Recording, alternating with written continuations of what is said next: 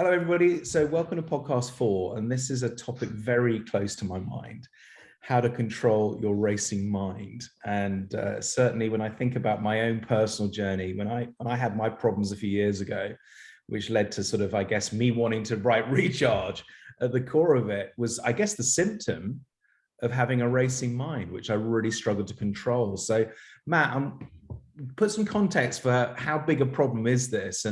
And also, when is it a problem? Well, I'm sure we can all relate to that condition of where we're in a very kind of focused, pumped, slightly frenetic mental state. And let's be honest, it's good for some things, for actually getting things done. But if what we need to do involves people, involves any decent quality conversations, then it's awful. It's also awful if you're trying to get to sleep.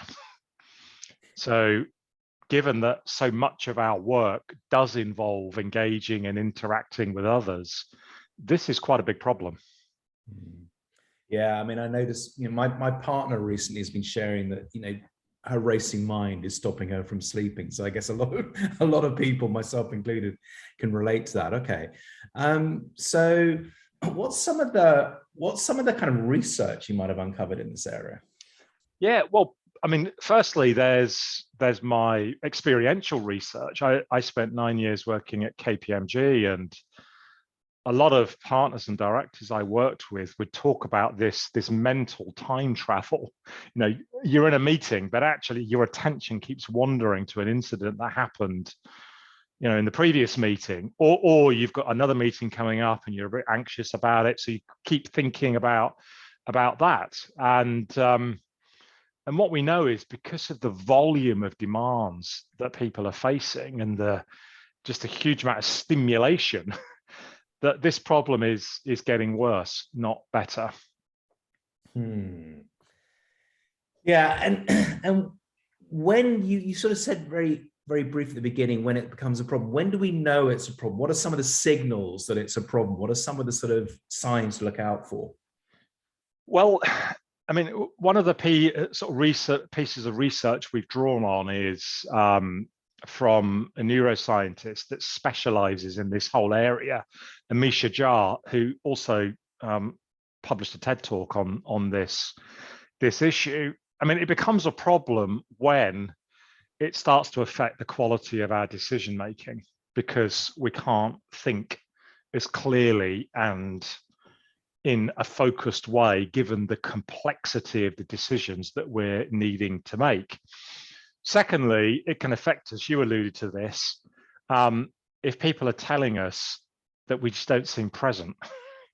And therefore, the kind of things we need to be talking about, or people need to talk to us about, they don't seem that we are able to do that. And the other thing he talks about is when it affects our ability to deal with stressful events. And suddenly that inner critic, that voice, is just like in overdrive, and it's out of control. And Amisha uses a really nice metaphor, which is describing our attention as the leader of the brain.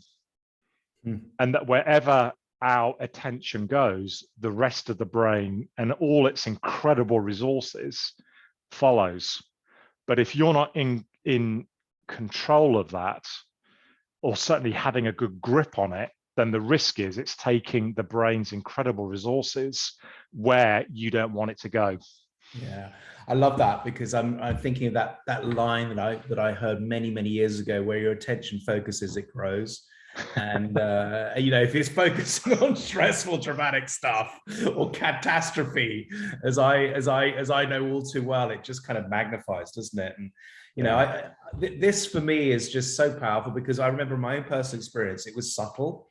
A certain amount of kind of stress was good, but then I just kind of lost a bit of control, and then just became something that was just out of hand. And you talk about perspective, or not having perspective for the important stuff. I think that's the critical thing, that you do need creative thinking. Your creativity goes, right? Completely goes, in my experience, on this thing. And before you know it, you're kind of really stuck on things like, choices, which we'll look, I know, on maybe the next podcast too. So, okay, how do we tackle this? What's the way of kind of helping with this problem? Because I certainly do with a reminder. Yes. Well, the good news is, I mean, the solution is relatively simple to understand. The bad news is it requires a little bit of discipline. But I mean, in summary, the solution is some sort of breathing practice which metabolically starts to slow everything down and builds the muscle of being able to regain control over our attention, which is why we call this section in the book attention training. It was really interesting, Tim. There was an article last year in the Times published by Rachel Carlisle. The title was "How to Feel Good in 10 Minutes." And lovely title, love that. Yeah, and in there she says, and this is a quote, that meditation works is no longer in doubt. Modern science has proved it lowers stress and anxiety by measurable amounts and can reduce irritability and frustration while increasing compassion and empathy. So that is really good news for you and for other people. And hence the title of the article. It's within grasp of all of us. I'd say what was also really interesting is last weekend, December the 3rd, 2021, there was an interview with Raheem Sterling, the Man City superstar, footballer, England football star of the Euros. And the title of that article was, "I couldn't stop the negative thoughts in my head." Mm. And it goes on to talk about how he managed to overcome that problem. And guess what? It was a breathing practice. Wow. For him, he was using a meditation app, Headspace, yeah, which interestingly, a number of large corporates like BP, PwC are paying for their employees to have free access to, because they're realizing it's a really helpful tool in their armory of looking after themselves, but also doing high quality work. I'd say what's interesting is, in that article, Raheem Sterling also talks about the fact it not only helped him deal with those negative thoughts in his head, he also talked about how it helped his physical conditioning. Wow. After games, which really surprised me because I didn't know that. And this is someone that is getting a lot of input from specialist healthcare professionals, massaging after games, cold water ice baths, ice chambers, you know, so he's getting absolutely everything. And he said this, on top of all of that, helped my body conditioning. Yeah. Yeah, well, it just shows you how powerful the mind is, isn't it? That it actually needs some real sort of proper mental help, not just the physical input that Raheem's talking about. You know, the mental input, the mental support, the mental strategies, so important when it comes to this stuff. But as you say, the physical resetting through breathing is really important too. Yeah. Yeah. So practically, if I can move on just to the final piece, Tim, and just talk about, you know, practicalities.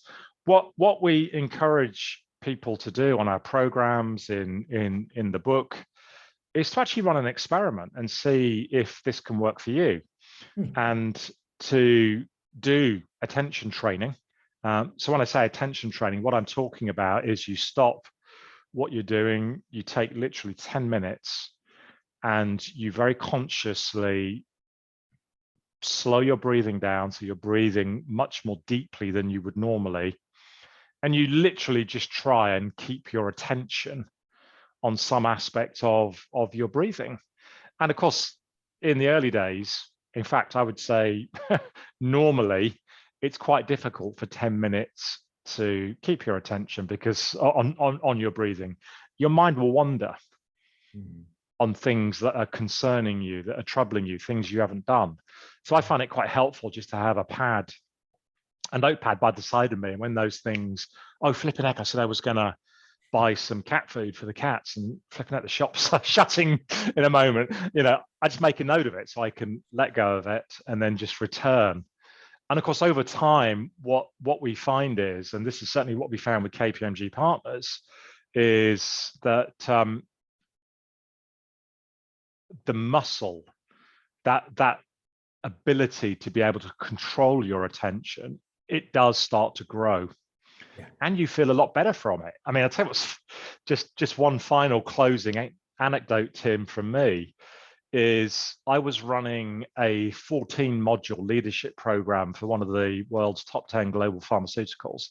I say me, it was me and a team of 13 coaches. So this was being rolled out globally. Each workshop was 2.5 hours long. We started every one with a breathing exercise.